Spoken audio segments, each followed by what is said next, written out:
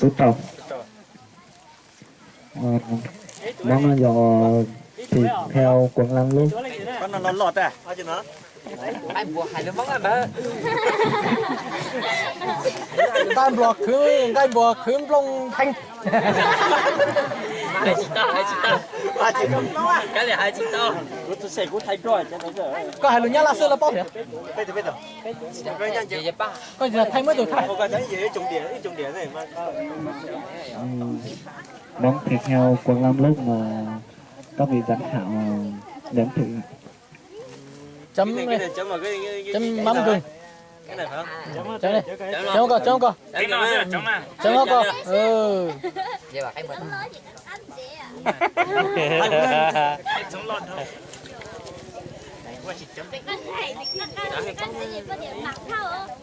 Đâu lon bây giờ sao ơi? Thôi tụi mình làm thôi. Cho con ta lên vào là bây chặt thôi thì bây chị ta cũng đang chụp cái này. Tao thuyết trình ra thì nó họ được. Có được không? Có được không? Tay có giò heo quay. Cho nó quay chân cái đi cho nó vào.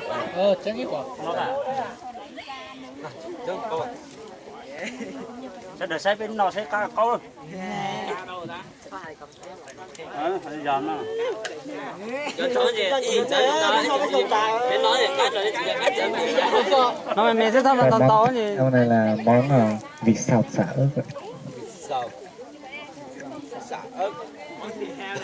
Giờ hành mới là giờ đấy. Chi chờ học bỏ tao bưng đi của cho.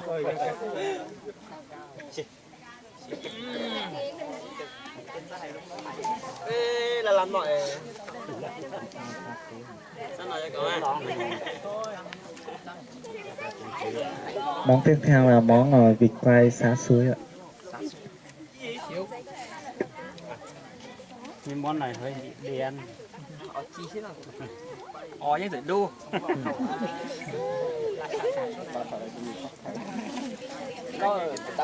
Là sao?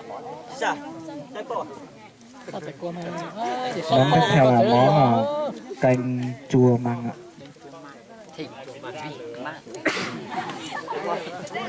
Canh chua nhưng mà lại là cái táo hôm nay nó là cái to rau già.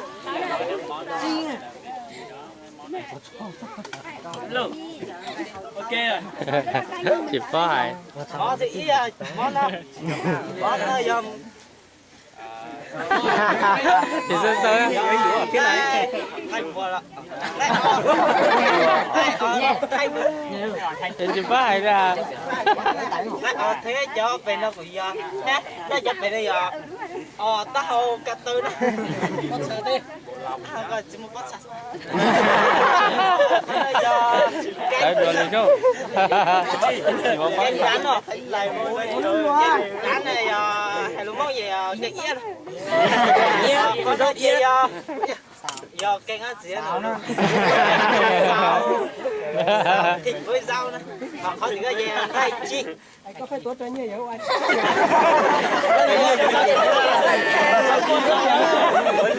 Cho bây giờ không cho nó chỉ rau mùa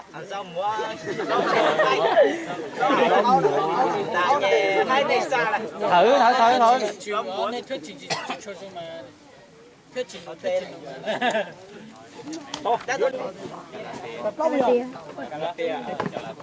Với một là 5 món. Món thứ nhất vịt quay, lá chanh, có lá chanh nữa, chứ là cái thịt kho với nghệ. Cái món thứ ba là thịt xào với khổ qua. Cái món thứ tư bò lòng xào không có muối nha. Còn cái món thứ năm là ớt, chanh tỏi ớt đó.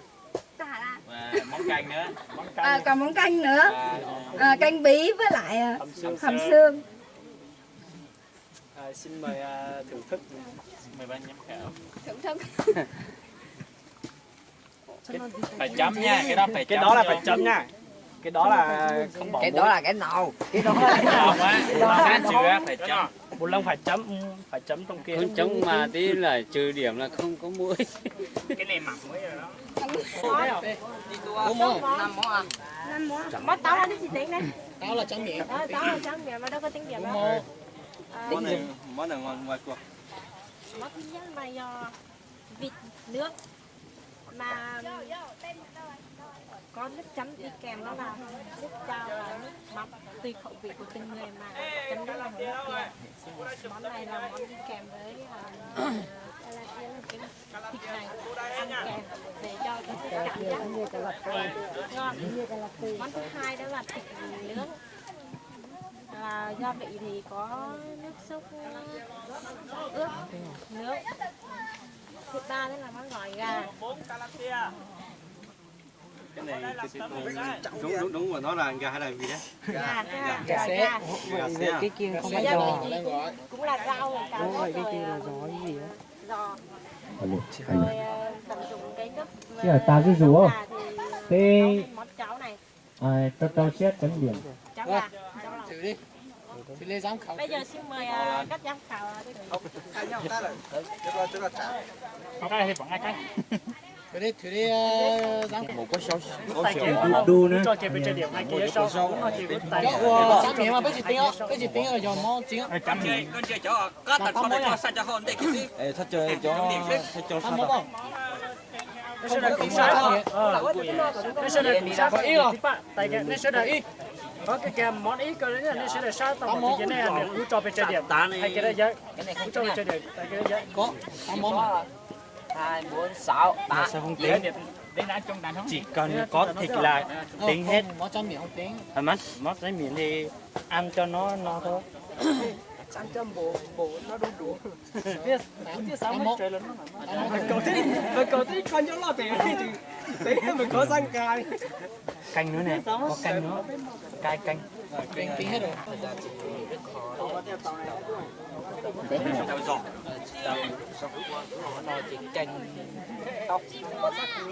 Anh em mà đẩy không. Cái này nhìn nói vậy, cái này hết trước đấy. Cái chỉ là đi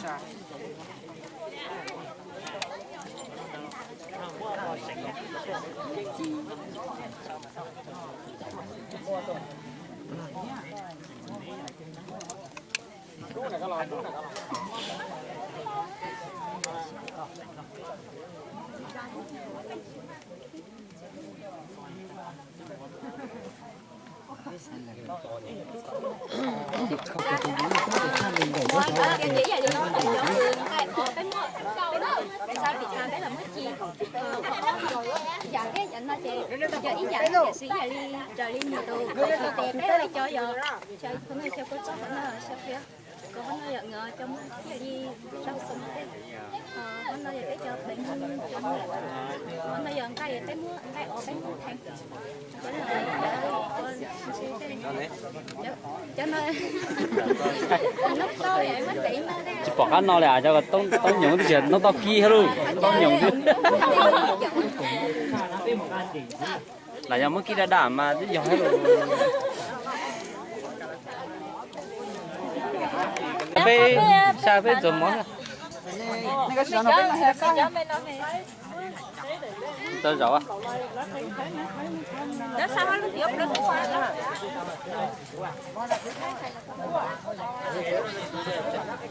Tông nọ luôn, chỉ là mà tông nọ luôn. Ai chả có chỉ là Tết canh vậy. tông nọ luôn.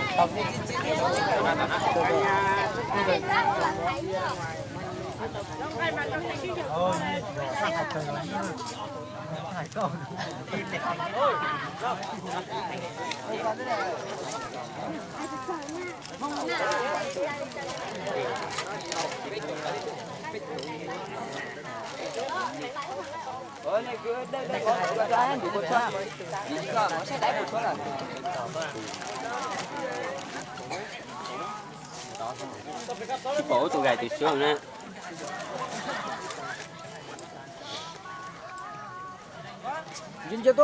bây giờ lên đường đi chỉ tàu nó bây lòng gan đỉnh là che chỉnh cho tên lúc đi xuống xưa từ nè. nhà bây tôi hiểu là bây tôi chú cháu là bây giờ tôi chỉ tàu mà cho mỏ nhà bây tôi chú cháu tại nhà bây mà đi tỏi cho mỏ là bây mặn đâu bây giờ mua nhà bây bé của tôi thì bé có chừng mắt tốt trời bé có chỉ là bé mà đi tốt trời tuấn đi chỉ có một chút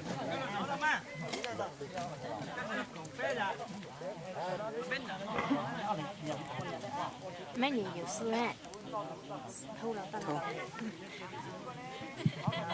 cái sẽ là nhân chỉ có cái sẽ là nhân chỉ có mà chỉ cái cha bé cha tuân thành rồi chỉ là chỉ là cho tới sẽ là bé cũng mới sẽ hành lọt chỉ ở đó món nào nếu chỉ cái là nó tới đó tên món nào เพราะว่าชีก็ป้ากับเป๊กับเป๊นอตาเป๊ช่วยเสียแต่ก็เป๊ช่วยจริง